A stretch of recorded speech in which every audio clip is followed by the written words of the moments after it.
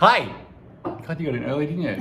I'm Kim, this is Jason. As always, we're back in the arena, telling tales of being in the arena. And today we wanted to talk about being bold. The bold and the beautiful. Well, one of the best examples of this was really early on. It would have been 2005. And we had just launched G Diapers in America, in with Whole Foods nationally. And we did have a PR agency that we were kind of working with on the side on some bigger things. And Jason decided rather than talk to them, he would just pick up the phone and cold call NBC's Today Show. Which was a thing at the time. It was huge at the time. They answered, and he chatted to someone. I should let you tell the story. Well, it was funny because I left a message in, and I gave it like a 1 out of 10 chance. And then what was really funny was at the time I think there was 4 of us in the business, and huge team, and the role that we had this unspoken law that our fantastic VP of Operations Neil wasn't allowed to answer the phone because he's an ops guy, and what would he be doing talking to? Well, it was always customers who called. Yeah, it was always customers. That's right. Anyway, we're all on the phone doing things, and anyway, Neil has to answer the phone because he's the only one left available to answer, and he's looking at me going, Jace, take this call. I'm like, oh, I'm really busy here, Tiger. I'm on this other call. He goes, no, it's NBC. I'm like, oh my Lord. So I took the call, and it was ridiculous. I mean, they just said, well, you sold them with your charm and everything, but they we ended up having for a whole week we had a camera crew came out, which was great, and they actually brought a number of families involved who gave them a camera and diapers for a week and used it. Really good. Anyway, the point of the story though was that I remember Kate, who was with us for 10 years, but she started out with the PR agency that we had hired, was just shocked that Jason just picked up the phone and called. And even I thought that was really bold at the time, but it's almost like stupid bold. No, but it's almost like you didn't even know that it was a big, you're like, oh, I'm just going to call them. And I think that type of energy, sometimes when you're starting up, it's easier to have it. And as the years go on, it can be a little bit, you get a little bit worn down. But trying to bring that energy into your business, regardless if you're a startup or not, is really, really important. Yeah. Well, you had a similar example with that young man. Kim got bold.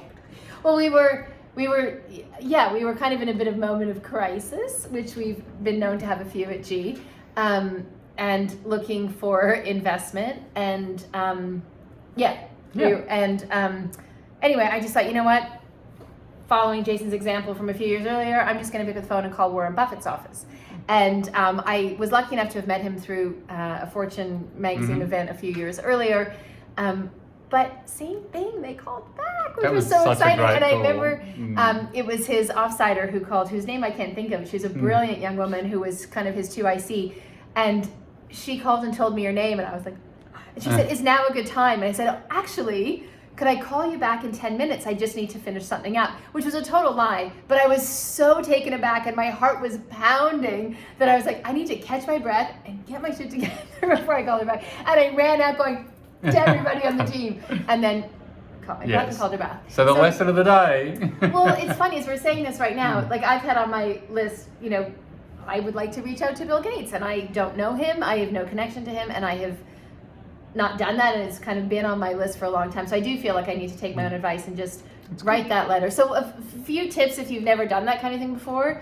Writing a personal letter. So I did do that with Warren Buffett. I wrote a letter first to just kind of remind him who we are and what we do, and a little bit about kind of context why I was reaching out.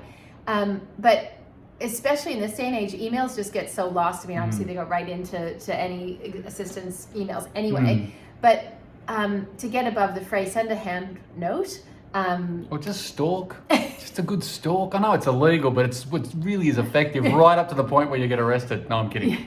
But yeah, just thinking of different creative ways to reach out. But I know, I mean, obviously we're not in the same bracket as some of the folks we're talking about, but when people reach out, we're always happy to have a chat and answer, and they always seem so surprised, whether it's a student doing projects, PhD students or master's students, whatever it might be. But I feel like there's a lot of people, especially in and around sustainability, who are very happy to share their experiences or connections, you know, like, so even if it's a cold call, just try. You've got nothing to lose. That's the fun thing. You have nothing to lose. So we highly encourage being bold, whether you're just starting out or you're 50 years in. It's good fun. I've told myself accountable now. Yeah, exactly. So next time we check in, we'll see if anyone was watching knows Bill. Next time we check in, Kim will have spoken to Bill. I will have at least written a letter and put it in the there post. You go. The circle of trust. All right. Have you any comments, questions, stuff you'd like us to talk about? Leave when it were you below. old? You can yes. say that. Wonderful. Okay. Have a great rest of your day, and we'll speak soon. Bye.